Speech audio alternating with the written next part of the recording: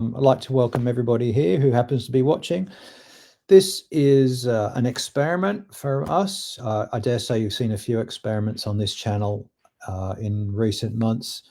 We're just trying to trying something out, a conversation. I have with me Martin, a good friend and colleague, and we're talking today over John chapter 14.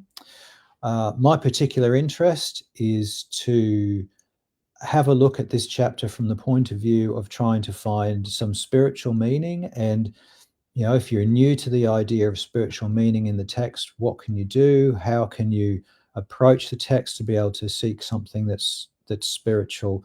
And just to show that it's easily accessible. This is not something that you need to learn a code for. There's certainly guidance out there.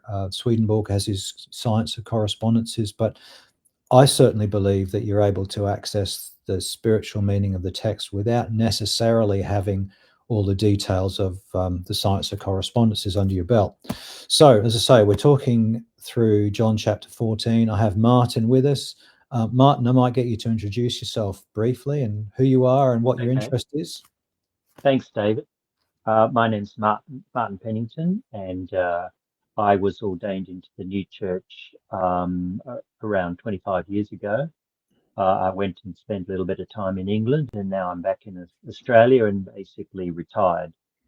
I actually grew up in the traditional Christian church. My father was Baptist, my mother was Church of England. And I came into picked up the writings for the first time in the mid 90s, about 25 years ago, and then I realised that it was quite amazing actually how that I got into it. Someone was talking to me about reading it themselves, and the Lord just spoke to me in that moment and said, ask this person if you can borrow their book. And they were very resistant to lending it to me, but eventually I found the local church. There's not many churches around which carry the books, but I found one and was able to get my own copy, which was Heaven and Hell, was what this person was reading. And of course, this was all before the internet, really, so it was quite difficult to get hold of. But I've been doing it ever since, and not only did the Lord provide me access to the books, but within a year or two, He brought a leader of the New Church College in England out to Australia to the church that I was attending. So I was able to do training with him and my ordination as a minister. Thanks, Martin. Thanks. I'll mention for anybody who's watching, if there is anybody watching, that you're very welcome to drop any questions or comments in the chat that you might have for us. I'm actually not expecting to see anybody at all because we haven't announced this. This is just something we're trying out. Promotion free. Yes, but if you do happen to come across us and you do have a question you want to ask, please do drop it in the chat and we can pop it up to display and we can talk about it too. So anyway, look, let's dive in. John chapter 14 is what we're looking at today. Martin, did you want to say anything about this particularly before we get going? Yes, so my goal at reading this chapter is John chapter 14 is about Jesus talking to his disciples about his preparing a place for them, preparing heaven. And it's one of 3 chapters, and they're all beautiful chapters. The chapter that follows this is on the vine. Jesus is the vine and we are the branches. We're not going to look at that one today, but maybe in the future. But yeah, this one is about heaven, and I think it's quite appropriate. And we're going to try to communicate with you what Swedenborg called the internal sense, and perhaps even a little look at correspondences as we go through, which are the 2 significant ways that Swedenborg's reading of the Bible, of the Word, as he calls it, of Scripture, differs from the way the traditional Christian church reads the Bible. Traditional Christian church tends to read the Bible as a history book and as a book of good sayings and, even advice on how to live the Christian life. Swedenborg does a deep dive into that and goes beneath that literal sense, and that's what we're going to try and communicate today through looking at this chapter. Thanks, Martin. Just before we do, just raises a question in my mind. What do you think is Swedenborg's purpose? If it's not a book of just good sayings, what is it he's trying to communicate? What is he telling us? Okay, so my way of answering this question is to say the Bible is not just a book of sayings. It's not just a human book, a book written by a couple of dozen people actually throughout it all. It is a book that is so significant that the Bible is literally read in heaven. Now, some people won't be surprised by this, but some people will be surprised by this. But they won't really understand what we're going to look at, because what we're going to look at is tied to the idea that this world that we live in, what we'll call the natural world or the material world, has one set of laws that control it, whereas the spiritual world, of which heaven is a part, has a different set of laws, if you like. And I'm not talking moral laws here. I'm talking something along the lines of physical laws. Like the equivalent of the law of gravity, for example. Exactly. So gravity is one of those laws that manages and governs the natural world. There will be gravity-like laws in the spiritual world. Yeah. And perhaps I'll just include this without embellishing it too much. There are basically three laws that we're going to look at today that are completely different to the way they are in the world.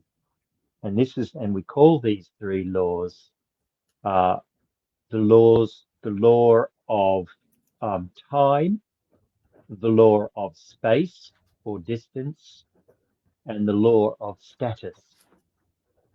And the reason that these three laws particularly are relevant is because in heaven there is no time. There are days and months and years, but they don't have an effect on us like they do in this world. And there are, of course, mornings and evenings, and you'll notice all of these subjects are mentioned in the Bible. But the morning is tied to who you are and the way you perceive the world. It's not tied to the world that you live in. And a fascinating thing, I was actually talking to my son about it recently, and he doesn't claim to be a Christian and certainly doesn't read the Bible, but I said, in heaven, there is no distance. But if you're very fond of someone or love someone, then that is equivalent to that person living very close to you, even in the same house as you. Whereas if you don't have an affection or you have just a friendship, then that's equivalent to a person living further away from you. And of course, if you don't know someone at all, then that's equivalent to that person living a long way away. And we sum this up in the writings. This is summed up as distance is according to affection. It's a little bit like, it always reminds me of distance makes the heart grow fonder, which is not the same thing, but it's interesting that we talk about, even in this world, we talk about distance and its effect on our relationship. Yes, we talk about emotional distance, I think, We do. between people, and we Yes. feel that in a very real way. Yeah, definitely. Yeah. And that's why we say, when people go away from us, we often develop a certain amount of nostalgia for them. And So then should the we? third one and Go. will come up. Yeah. We'll talk about as we go through. Yeah. Should we dive in? Yeah. Are you going to certainly. share your screen, or will I share mine? Yeah, well, I'll let you do it, since you've Okay. had a bit more experience with this software than I have. Let's Right. just go to Here we John go. 14. We're not going to follow the text too closely, but we'll just zero in on the bits and pieces, so that we have somewhere to anchor what we're talking about. Yeah. John 14, chapter 1. Let not your heart be troubled. Believe in God, believe also in me. In my Father's house are many mansions. If it were not so, I would have told you. I go to prepare a place for you. So here, Jesus is talking about basically heaven. And as I was working through this the other day, I was thinking to myself, well, I'm not totally sure, but I don't think the Jews really had a sense or had any knowledge of heaven, in the sense that we have certainly today. And so what Jesus is introducing to them in this chapter is something quite new, something that clearly they are not familiar with, certainly based on their questions, which we'll look at in a second. But in this, let's have a look at this. Let not your heart be troubled. Believe in God, believe also in me. So let's stop looking at this, try to stop looking at this for a moment as just a kind word that Jesus is speaking to his disciples in an effort to take away any fear from their minds. Let's say to ourselves, okay, let's imagine that there's something deeper going on here, which takes us into the laws of heaven, the gravity, as it were, of heaven. Let not your heart be troubled. Well, this is the Jews. There are many things in this life that can trouble us. Most of them we can do something about. We can shrug them off, or encourage ourselves, or distract ourselves, and we can get rid of these troubles that come our way. But there are of course troubles that cannot be dealt with so easily. And so Jesus is wanting to talk to his disciples about these deeper troubles, troubles that lead maybe to doubt or insecurity, what we could even call existential crises. It's these sort of troubles that Jesus is focusing in on in this passage. And then he goes on to say, so in my Father's house there are many rooms or many mansions. Now Swinburne tells us that in heaven we will be given somewhere to live which will be perfectly in line with our personalities, with our gifts, with our skills, with our raison, as the French would say, our raison d'être, our reason for existing. And in reality, Jesus will give us something that matches how we were made, and is so woven into our sense of being. So straight away, Martin, here we're jumping into this idea of place. Yeah. In my Father's house, place, Yeah. are many mansions. There's a thing in a place.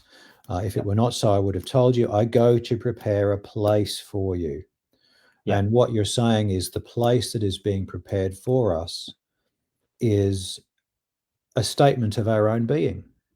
Yeah, definitely. And it's a manifestation of who we truly are. Yeah. And because it's so close to who we are, of course, we have an innate affection for that place.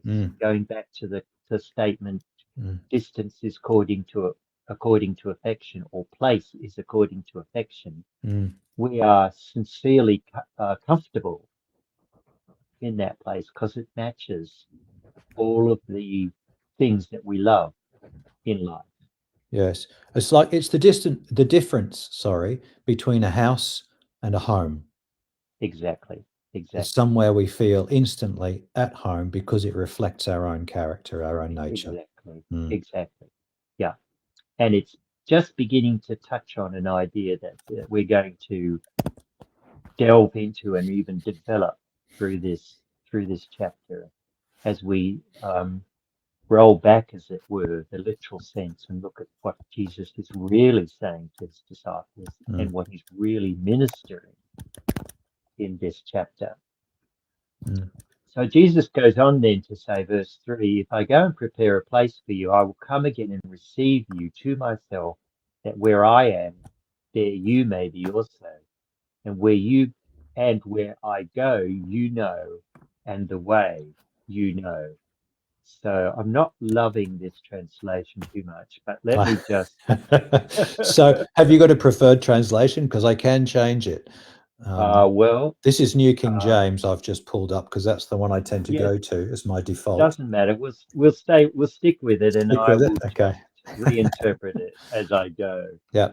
So Jesus says, you know, verse 4, you know the way to the place where I am going. You know the way. And immediately, verse 5, one of his disciples, actually Thomas, who we know of as Doubting Thomas, says to Jesus, we do not know where you're going. Now, how can we know the way? Now, this is really profound. These two verses here. You know the way to the place where I'm. Jesus is supremely confident that he's not telling his disciples something new. And yet, Thomas is equally confident that he is telling them something new. So how do we resolve this seeming paradox, this contradiction in the text here that we have? And I'll just make a little short, quick comment about the difference between the event, which we might be looking at if we're talking the literal sense, and the text, which is what you need to talk about when you start talking about the inner sense. Because in the inner sense, it's actually the words that are used that are more significant than the event that they're describing. So Jesus says, with great confidence, you know the way to the place where I'm going. Why has he said this? And why is the name Thomas? Why is Thomas involved in this question? And we know that Thomas is doubting, the doubting Thomas. Why do we call Thomas doubting? We call him doubting because he would not believe that Jesus had risen from the dead. And he's gone down in history, poor old Thomas. He has, hasn't he, poor guy? For his failure to believe what the disciples were trying to convince him of, or the woman as it occurred in the event that took place. But Jesus, of course, he once again is talking not about a place, even though he uses the word place, but about an affection that we have, thinking once again about place is according to affection, or distance is according to affection. And he's really saying here to his disciples, you know the way, because where your affection leads you, you can't get lost because you're following your affection. It's a bit like if you want to go and see something, and you don't know, you may not know the way, but you know that when you get there, you'll know that you're there. And it just weaves in this idea of we people who know where they want to be, know where they want to go, don't worry about how they're going to get there. They just know that they will get there somehow. And furthermore, they are so determined to get there that they will just keep going until they find where they want to go, till they find where they're going.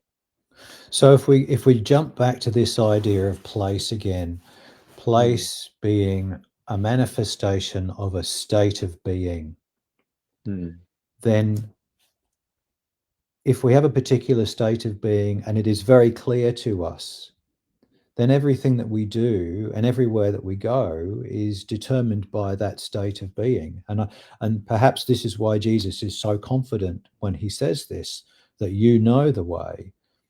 Because he's at this point, this point in the story, if we take it as a literal story, Jesus has been with the disciples for 3 years. He's been teaching them. He's been leading them. They have a greater and greater grasp of what he's talking about. They know the way, so that when he steps out of the scene, as it were, as he's about to in the story of the gospel, it's just all you need to do is manifest who you've become, in a way, as your guiding light to find the place that you're going to go to. That's kind of my understanding of this. And I'll just note what I said to you before we came online, is that one of the things I really love about John's gospel is that Jesus speaks to all of these people within the gospel. And it's not only the disciples here, it's the woman at the well in Samaria, it's Nicodemus. He's talking to them at a particular level, and the people he's speaking to clearly don't grasp what he's saying. And if we're able to grasp what he's saying, then we can see this distinction between a literal and a spiritual meaning. And I think it's just a beautiful gospel to illustrate all of that. And the second thing, just the important thing to point out about that, going back once again to the text rather than the event, is that the people will pick up, for example, 3 of Jesus' disciples have input into this particular chapter in John. But there is an importance to the name that we are given of the individual that asks the question. Going back to just the doubting Thomas, we don't really know what the names represent, because that leaves something for us to learn when we get to heaven ourselves. That will all be made clear to us. But we are not interested in the individual. We're just interested in whatever we know about the individual, and what information that might give us on the inner sense that the passage is describing. So when we talk about Thomas, it's not so much about the idea that here's this poor old bloke Thomas who goes down in history as being the great doubter, and who's blamed for a great many things, like Judas Iscariot is. Rather, it's talking about a state of being that we ourselves can also experience and partake in. And it's that state that is all important.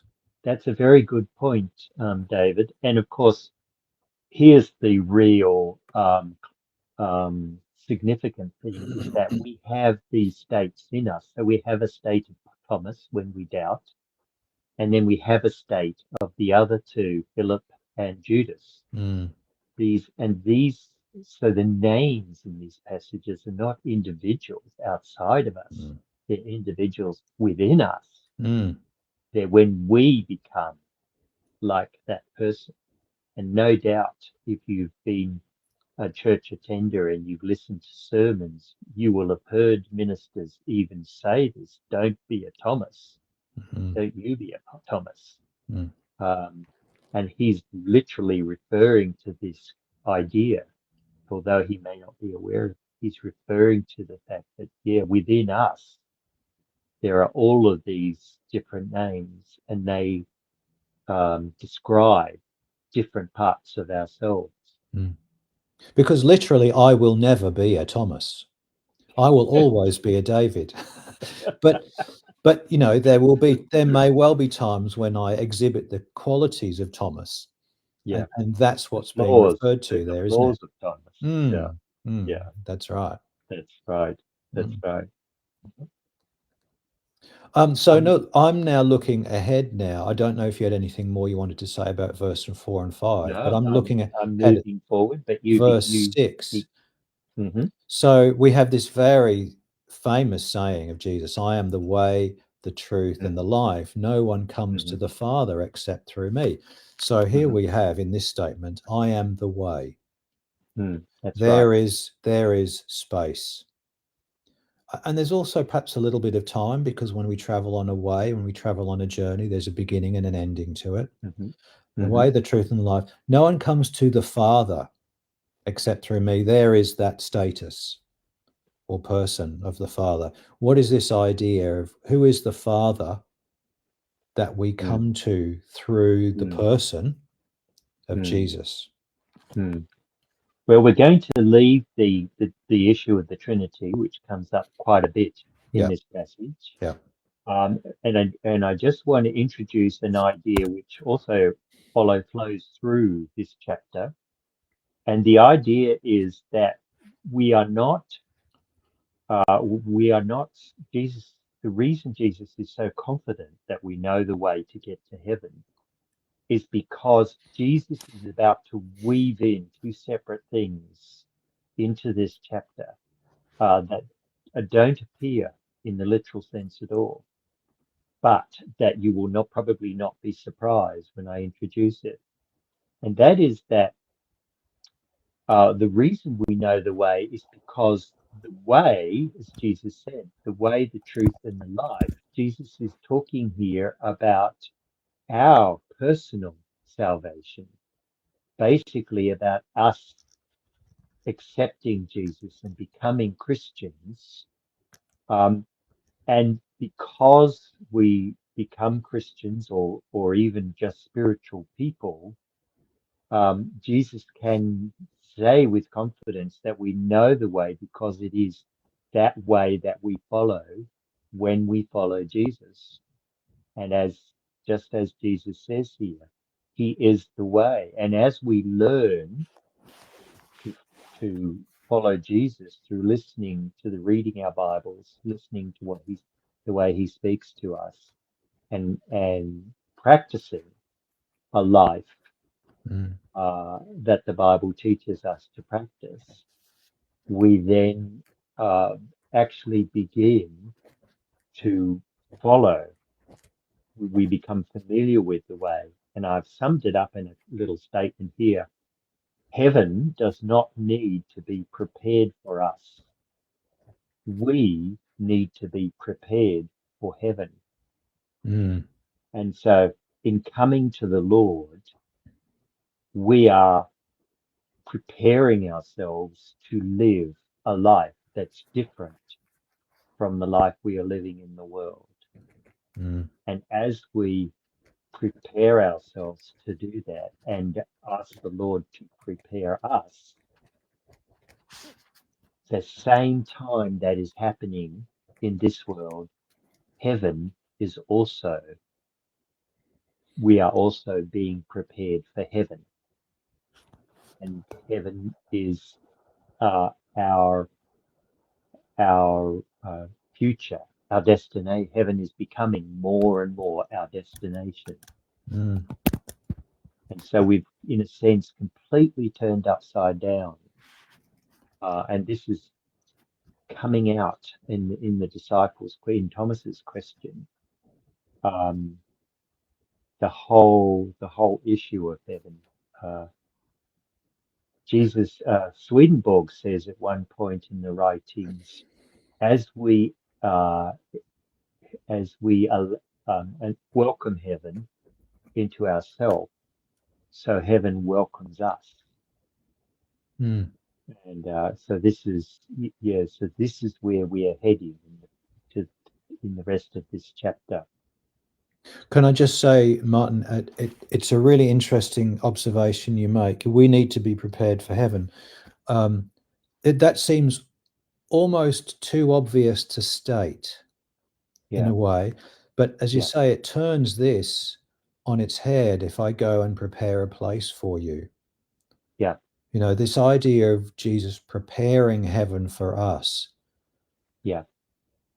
Is need odd. to invert that. Yes, it's preparing us for our place in heaven. And of course, our place in heaven is that manifestation of an inner character, which is, you know, the spiritual life within us. And what we're gonna do in this chapter is we're gonna move further and further away from heaven as a destination and towards the idea of heaven as a lifestyle, and further away from heaven being a place somewhere at the end of the road, and towards us being in heaven here and now. And this is the actual power we're beginning to, if you're getting this is the power that's coming from reading the Word of God in its internal sense, in its internal way. Okay.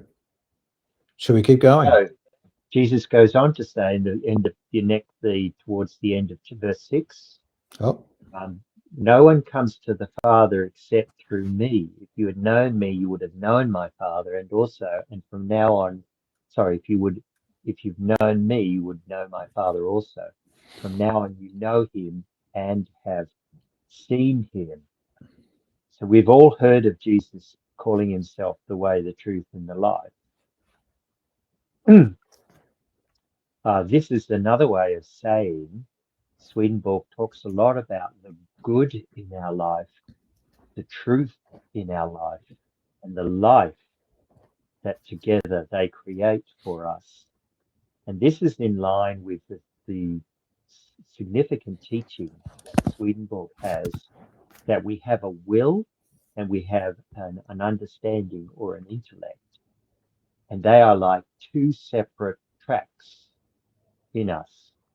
Swedenborg talks about them as being two separate, what's the word that he uses? Two separate ways of living. We understand, use our understanding, our intellect to understand the truth, and we have an affection for the good, and in us. And as these two tracks in our life, as we follow them, they begin to interact more and more, and they begin to become one. The good in our life and the truth in our life, which is in people who do not know the Lord and who are not spiritual at all, but just living natural lives, often have a huge gap between the good in their life and the truth in their lives, and the truth that they are speaking. There's often an inconsistency there, even a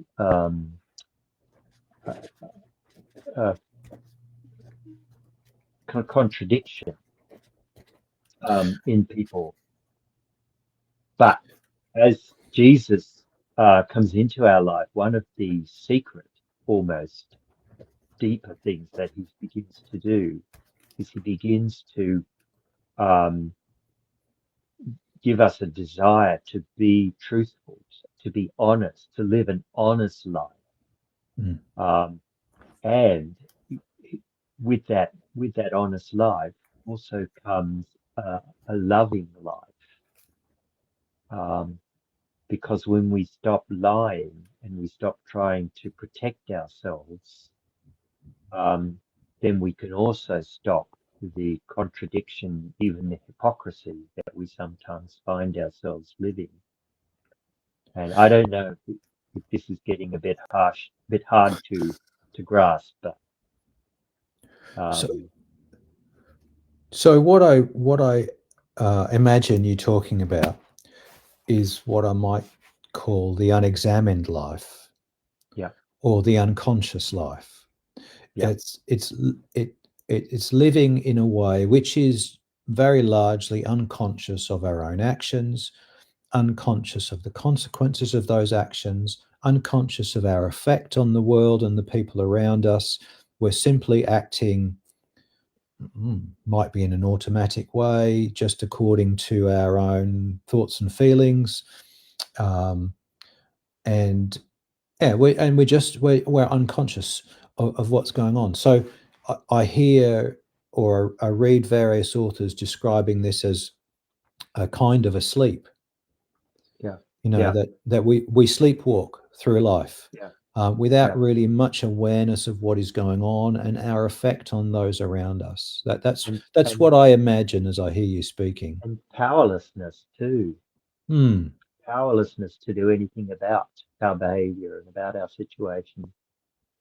Yeah, so that, to look at the circumstances of our life and to see ourselves as a victim, a pawn in someone else's game, rather than being prepared to actually admit one's own responsibility for the circumstances we find ourselves in, and act as though we have some agency. All of these seem to me to be kind of describing what you're talking about. I think that's a really important point, David, but I might just alter it a little bit. I think you're right in saying that there are people, perhaps large numbers of people, who are so oblivious to their life, and as you say, the way other people perceive them, they're so completely lost. But by the same token, I think there are also people who do have a sense of the rightness of truth and the goodness of love, even though they may not be religious. That they still have this. Maybe it comes from having great parents. I had great parents, for example, and I've never really struggled, I don't think, with knowing that I needed to do good and be truthful. And I think that there are people who are already like that, but those people may still be powerless they know what they need to do, but they're powerless to actually do it. So there's still, as you say, some form of a gap. There is between what is good and what is true within their life. So they have an understanding of it, but not necessarily the power to enact it. There is definitely a gap, between the two, as I say, because we're going to look now at how Jesus begins to join that. I like to use the term an alloy. We have an alloy of metal where we mix two metals together. They benefit from being mixed together. And Jesus does this in our lives. He alloys good and truth together to form them into a single strength to our life, which then empowers us more and more to begin to produce the good and truth that we should be producing. And it actually takes us back for a moment to what Jesus said about do not let your hearts be troubled. Jesus is right back at the beginning, because Jesus is not just talking, once again, he's not just talking about heaven, he's talking about the life that leads to heaven. And so when Jesus said a lot of things to his disciples, which clearly went straight over their head. And we are in a kind of very fortunate position in that we can think about them for long periods of time, often for lifetimes, and begin to grasp things that Jesus was saying that the disciples never grasped. And once again, that's the difference between the event and the text. The Bible's not just describing events, but it's describing steps, almost, as it were. Well, how would you describe what the difference is with what the Bible is doing? It's like a guide. Is it a guide or something like that, David? Again, you were talking earlier about, good sayings, or, the Bible can be looked as a series of good sayings. It can be looked at as like an instruction manual for life, which I have some sympathy with. Yeah. But then again, I like the idea of a workshop manual, actually. Oh, yeah. But then again, I think where we have to be careful of that is the tendency to then think of the Bible as, here are this little list of very rules and regulations. prescriptive rules and regulations. Do this action and then you'll be all good. And I don't think it's quite as simple as that. Definitely not. The Bible represents something much more of a spiritual journey, and it's an evolving that takes place within us. We start in one very negative state often, and it leads us to something much more positive. And over the course of that journey, the way we go about that will change. I don't think it's necessarily always the same action after the same action after the same action. There will be something that is evolving in there. That's my sense of it anyway. Yeah. Shall we go on? Yeah, and it's an organic thing. It like, we can never really look at the Bible as just instructions for living, because it's bringing this good and truth together in our life. It's like an organism almost. It's like a plant that grows together with another plant and entwines itself. So, and the reason that I'm going into this in quite a bit of depth is not just because I'm using it as a teaching opportunity, but it's because what we're going to look at now will be is what Jesus is talking about next. Now 2 paragraphs really on this bit of theology about Jesus and his Father. And if we were talking about, and now it's a bit tricky to start talking about this Father business, because people can get very touchy about what the Trinity is. Now, Swedenborg absolutely does not believe in a Trinity of 3 persons. Absolutely against this idea. But by the same token, I don't want to give people the impression, because I don't believe it myself, that the Father and the Spirit were just kind of descriptive terms that are used of spiritual elements. So we're not talking that, but we are very much talking, and we will reach that in this passage before we finish, the idea that there is Jesus, and then there is his Father and his Spirit. And it to really begin to grasp the true nature of the Trinity is to say, okay, I can meet with Jesus. I can get to know Jesus. I can reach out in a philosophical way, in a spiritual way, and grasp hold of Jesus. And within him, as my one God, I can then look at his fatherness and his spiritness within that, Now, once again, I want to impress the idea. I'm not just talking about different aspects of Jesus, but I am very much talking about Jesus, for example, says, unless, and we'll look at this in a second. Actually, we'll go straight to that. So let's look at, now where are we? Where are we going to start? I think at 15. 15. No, sorry. No. No. Philip. Here's Philip's question. Yes. Yeah. So Philip, and here's the second disciple, the second name. Now we don't know what Philip represents.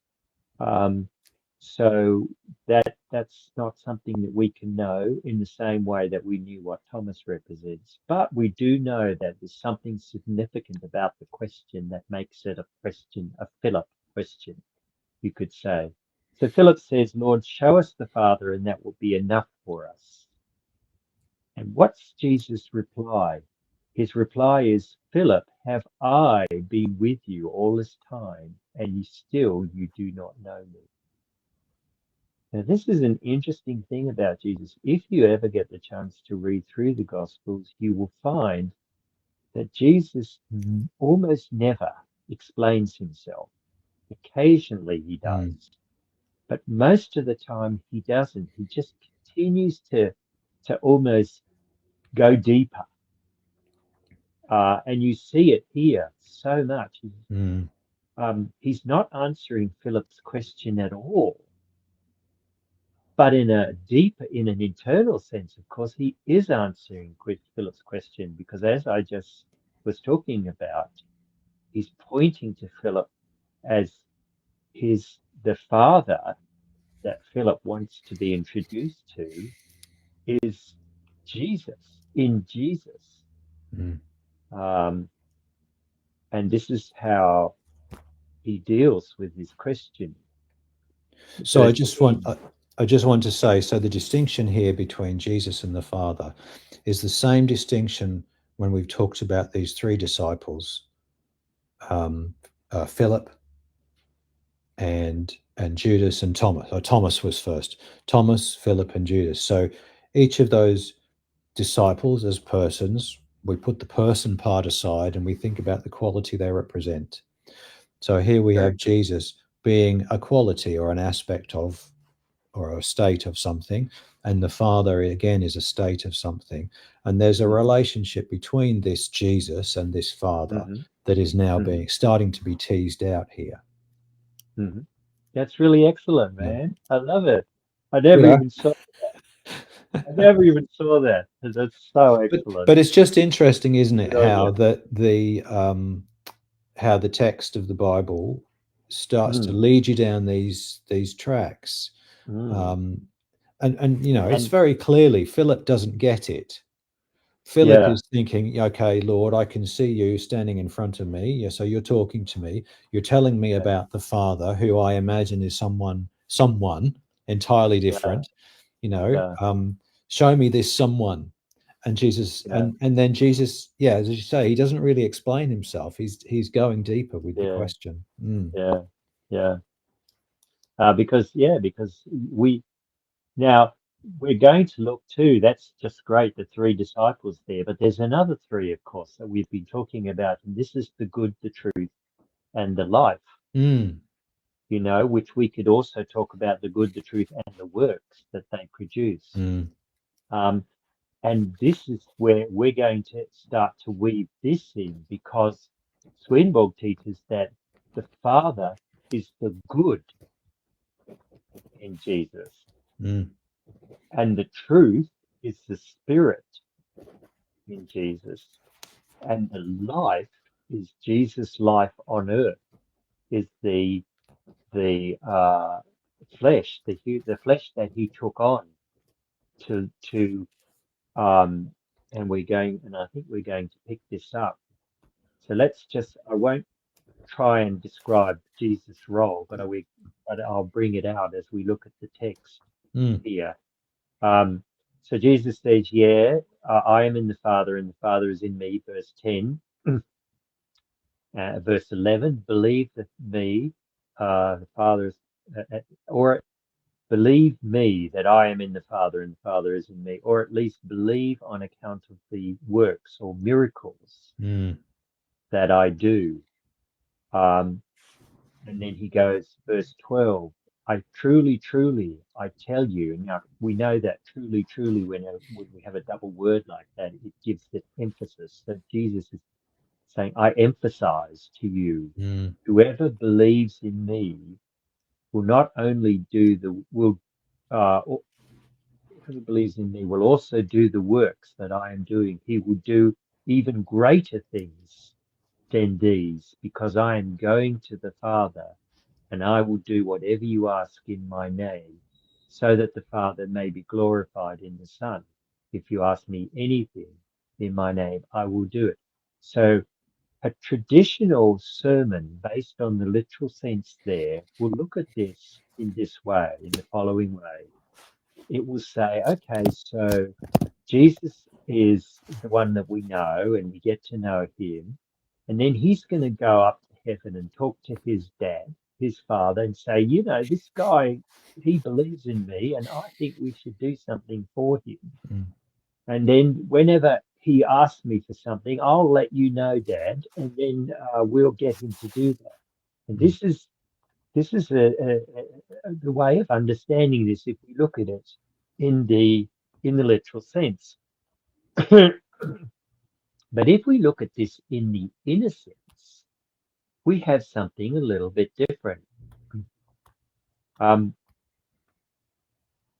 Jesus, in this inner sense, is saying to the person, when you look to the Father in me, you are looking to the goodness in me, which is also to become the goodness in you.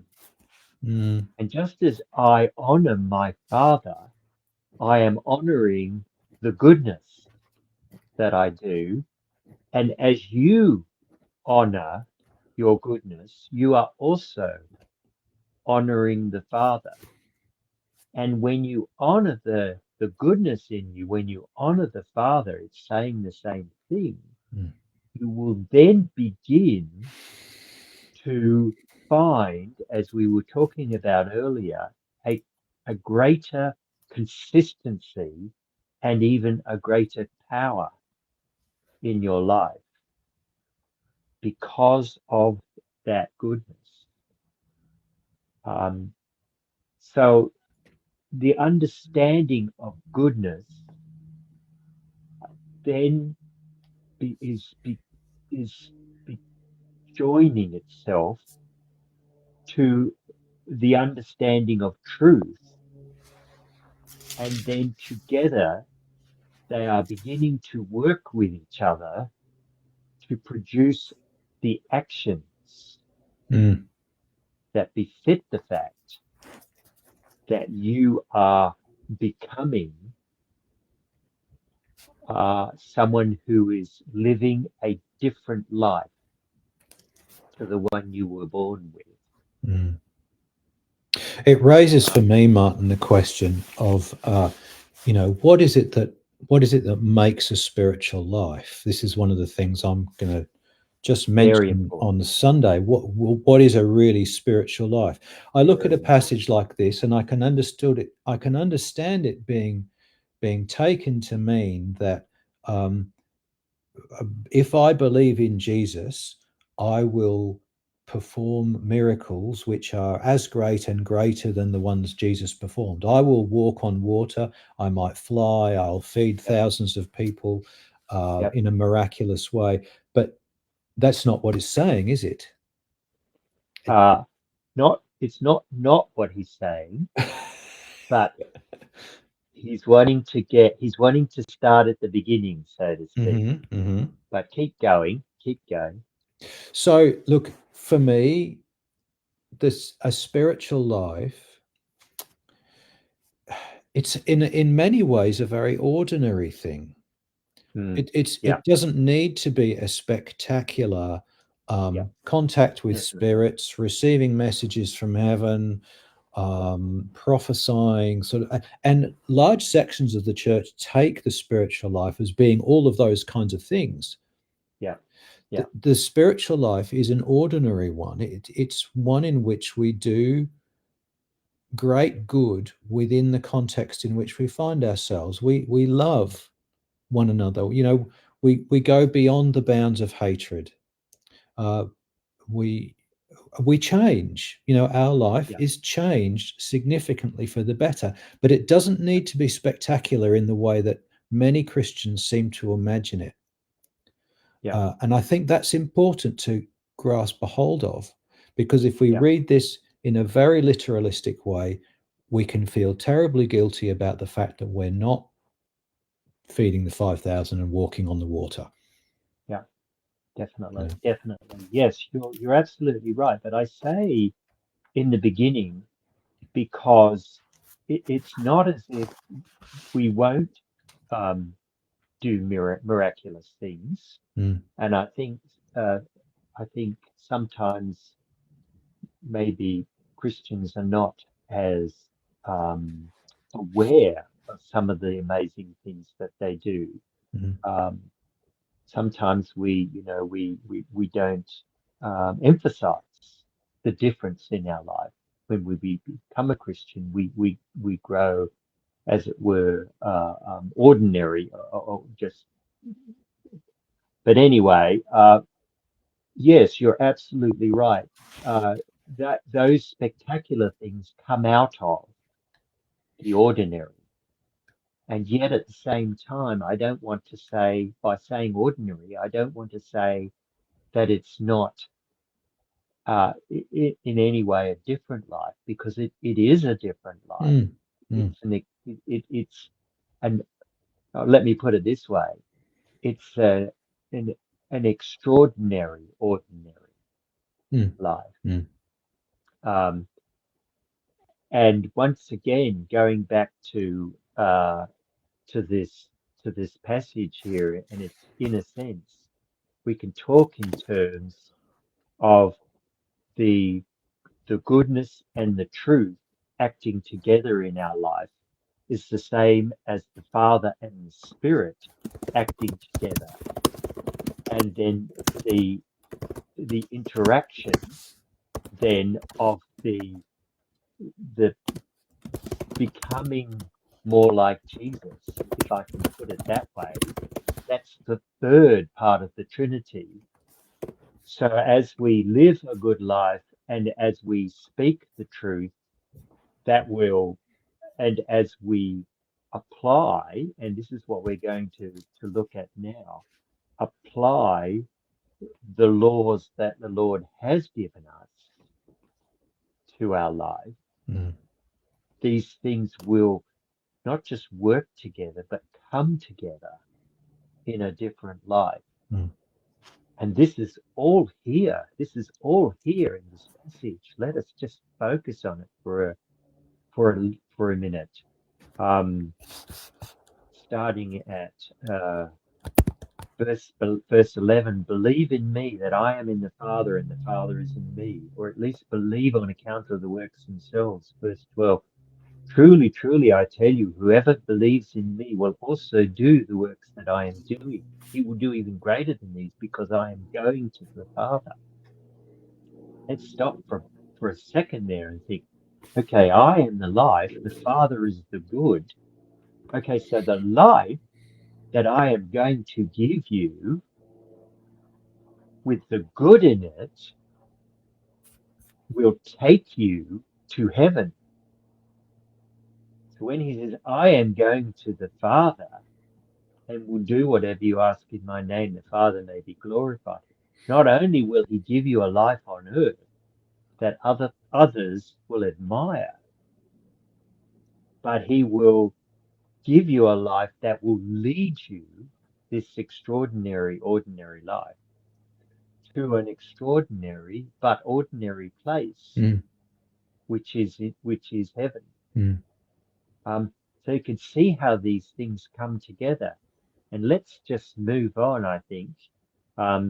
to verse 15, suddenly Jesus introduces this brand new idea.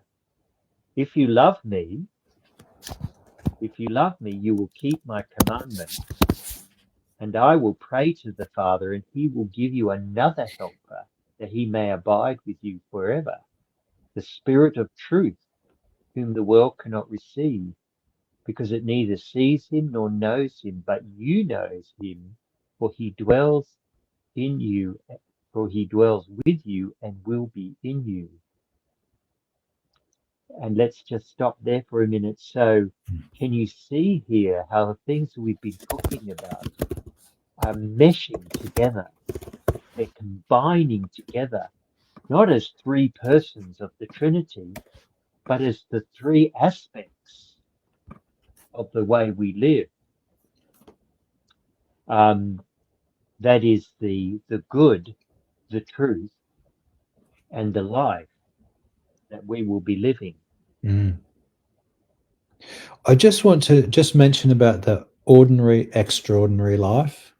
My own experience is that on those occasions when I have sought to impress, I have fallen in a heap. It has not worked.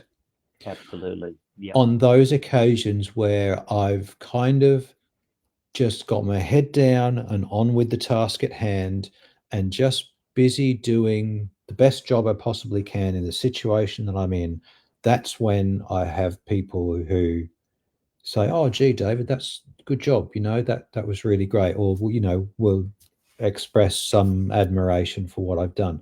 So I've not. It's nothing that I've sought. That's the thing. I've not sought it. My focus has simply been the ordinary, getting on with what's in front of me, and doing that to the best of my ability. As I say, when I've sought accolades or I've sought praise or to impress someone, that's when it just falls in a heap. It does not work. So, and this ordinary, extraordinary idea, I think, for our focus to be what is ordinary, in a sense, what is very small, perhaps seems insignificant, but to do it with great love and care and attention, and that's our heaven. That's our heaven for me. Yeah. I like to think of it in terms as, and I think a lot of people will be able to relate to this. When I'm in the driver's seat, that's when I have a crash. Okay. When the Lord is in the driver's seat, that's when I impress people with my driving. And I think that's what you're saying here. And once again, we are looking at this chapter 14. We are looking at how Jesus is combining the idea of heaven is not being prepared for us, but we are being prepared for heaven. To the degree that we allow Jesus not to be in the driver's seat of our life, we are being changed. And to the degree that we make doing good the most important determinant in our life of what we do, and loving the truth and loving being honest with others, that is the Father and the Spirit. And that again is removing this idea of status or person from our actions. Oh God. Just getting on with what is good and never mind what anybody thinks about it. We just do what is good because it is a good thing to do. It's just it clears up so much confusion in life about should I do this, should I do that? Just get on with what is good. Martin, are you okay if we wrap up now? We've hit an hour, and I think there's plenty more left in this chapter, of course, and we may well, I dare say, come back and do it again another time. I will invite anybody who happens to see this stream in the coming days to please drop a question in the comments if you have one. Let us know what you think about the format of what we've done. Today's been an experiment that Martin and I have engaged in, and we'd love to hear your thinking on any of this. So yeah, please do write something and note something for us. Yeah, go ahead, mate. Yep, looking at verse 23, just to finish up here. If anyone loves me, he will keep my word. My Father will love him, and we will come to him and make our home with him. And what is Jesus saying here? He's basically saying that he will bring heaven. That's God's home, is heaven. He will bring his home and his Father's home to be in us. Mm.